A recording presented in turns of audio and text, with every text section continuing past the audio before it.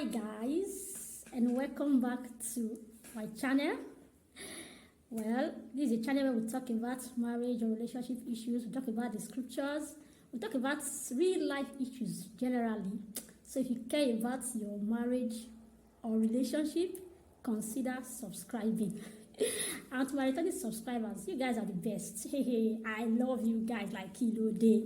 Okay, so today we are looking at the in-law palava, toxic in-laws. Hey.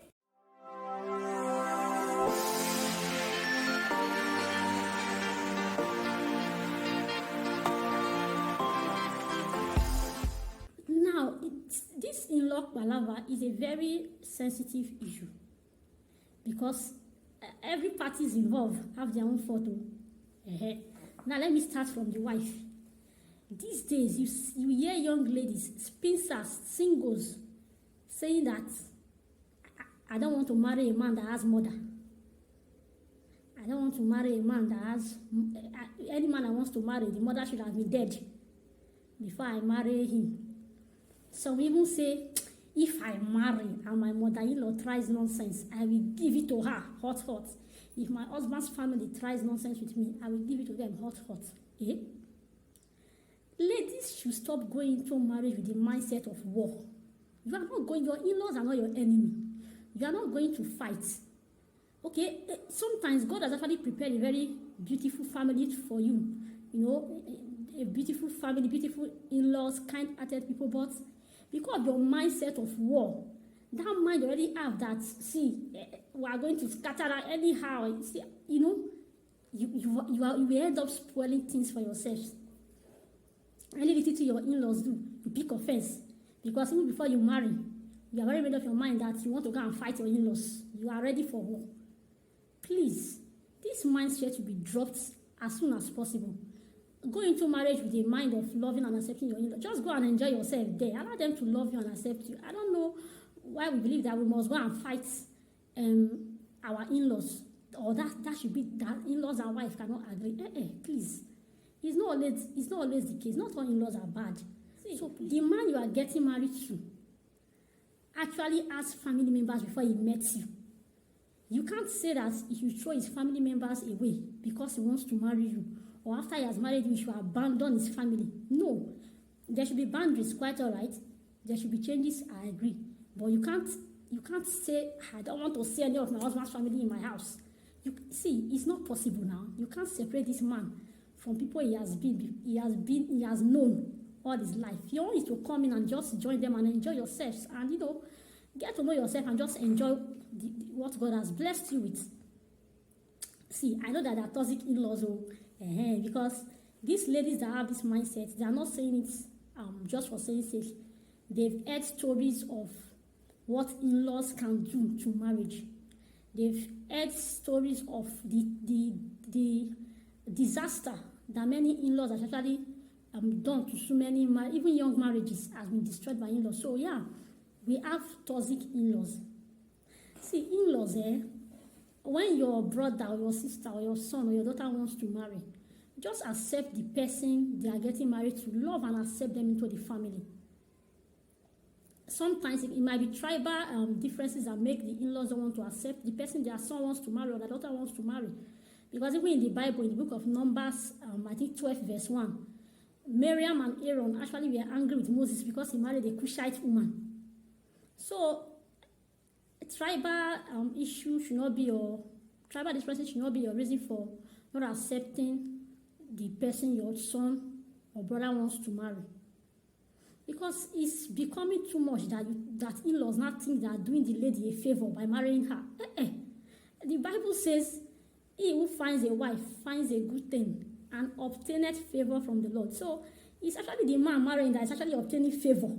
The woman will change her surname and leave her father's house and everything. So don't think in-laws should stop thinking they are doing the lady a favor by marrying her. You are not doing her a favor. A woman was telling the daughter-in-law that, do you know I borrowed money to train my son in school? Do you know what I was suffering to train him in school? As if the lady's parents did not suffer to train her in school. She was telling the daughter-in-law that you have to leave, go back to your parents' house because my son, I have not enjoyed my son enough. These are toxic in-laws. Yes, these are toxic in-laws. We have in-laws who believe that the lady they marry into their family is a slave to come and serve them. Your brother or your son will not bring a wife for you to train. You want to complain about her cooking. You go to your son's house. You want to cause problem. You go to your son's house without permission. You say, oh, it's my brother's house. It's my son's house. I can enter there anyhow I wish. Anytime I deem fit. No. Once your son or brother or sister or daughter is married, respect their spouse. Respect their space. Okay? 2 is company. 3 is crowd. Respect their space. Understand that, oh, my son is now married. Oh, my brother is now married. Oh, my daughter is now married. And give them their due regard. And to the men that allow their family to maltreat their wife, I don't understand what you want me to tell you right now. Because as a man, once you get married, you ought to be more smarter and more wiser than you used to be. You know your family better. You know what they can do and what they cannot do. I had a story of a woman that went to visit the son. And when the son leaves for work, the daughter-in-law will prepare food and be like, mommy, come and eat. The mother-in-law will say, I'm not hungry now. The daughter-in-law will still go and meet her later. Mommy, the food. That's why she refused the food till evening. And when the son returns from work, she was telling the son that, I have not eaten in your house since morning. Now that you are around now, maybe your wife will serve me food. You can imagine. A woman that the wife has been begging since to come and eat, and she says she's not ready to eat. He's not telling the son now that the wife did not serve her food. And I'm sure by the time the son will ask the wife, why did you give my mother food? And the woman will say that, that's a lie. I actually gave your mother food. And she said no. The man will pick offense and say, my mother cannot lie. My mother cannot lie. But actually, are you getting the picture now? This is how bad it is. So if you as a man, you have to be very sensitive. Not when your family are trying to scatter your home. See, it is when you actually marry, you will know if your family or your parents or your siblings love you. Yes. If they love you, they will not destroy your marriage. Same thing goes for the ladies, because some wife's family actually come to cause problem in the matrimonial home. It's not only the husband's family. You understand? No, you know your family better. You know the troublesome ones in your family. You know what they can do. Don't be a fence sitter. Don't allow your family to maltreat your wife and you say nothing. Your siblings will visit without proper permission, and they'll tell you, it's my brother's house, I can come and go anytime I like. They will visit, they can't assist with house chores. They will eat and leave the plate for your wife to wash. You as a man, you condone it. You want to be a fence sitter, you don't want to talk. You don't want to correct them. You are deceiving yourself. You are not a man of your house. You are not the head of your home. Please, put a stop to all this nonsense. Set boundaries. Once you are married, certain things must change. It is the fact. We're not saying your family should not visit or whatever, but certain things must change. A brother-in-law visiting the couple, and then he will come to the couple's house in the night, 11 p.m., 12 a.m., 1 a.m., and expects the younger brother's wife to wake up to cook and serve him at that odd hour. You go to someone's house by 1 a.m. without permission. You didn't tell them you are coming. 12 a.m., 11 p.m., when the couple are already sleeping, and you expect your brother's wife to wake up that night and start cooking for you to serve you every now and then. Come on. And when she refuses, they'll say, my brother's wife is not good. Please, let's everybody respect this in-law palava. Everybody have their own blame inside them. Then you as a man of your home, be a man of your own. You understand? Don't be a figurehead, because some men like to sit on the fence when it comes to this in-law matter. They know their family is wrong. They don't want to say anything. They want the wife to swallow whatever it is the family is doing. Just swallow it. And just swallow it. It's not, see, there's a point you swallow to the marriage will scatter. Take charge of your home. Don't give room for people to disrespect. See, the way you relate with your spouse will to a large extent determine how your family will respect her or treat her.